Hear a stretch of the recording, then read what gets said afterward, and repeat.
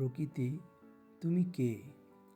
তুমি কি শুধু নদীর কল্লোল, গাছের সবুজ, নীল আকাশের নিচে বিস্তৃত মাঠের শ্যামলিমা? নাকি তুমি এক মায়ের কোলে ঘুমিয়ে থাকা শিশু, যার শ্বাসের ছন্দে দোলে ধানক্ষেতের শীষ?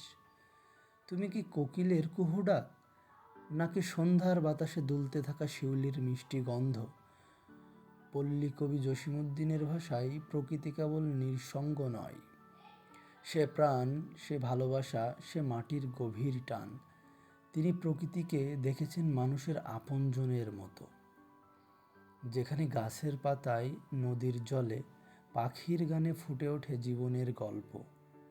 তাই তো তার কলম বলে ওঠে, তোরা দেখেছিস কি না দেখেছিস গ্রামের সেই ছবিখানি, গরুর গাড়ির ছড়ছড় শব্দ, পূবালী বায়ুর বাণী। বাংলার প্রকৃতি এক আশ্চর্য কাব্যিক রূপ নিয়ে দাঁড়িয়ে আছে। শীতের শিশির ভেজা মাঠ, গ্রীষ্মের তপ্ত দুপুরে আম কাঠের ছায়া, বর্ষার টাপর টুপুর বৃষ্টি, শরতের সাদা কাশফুল,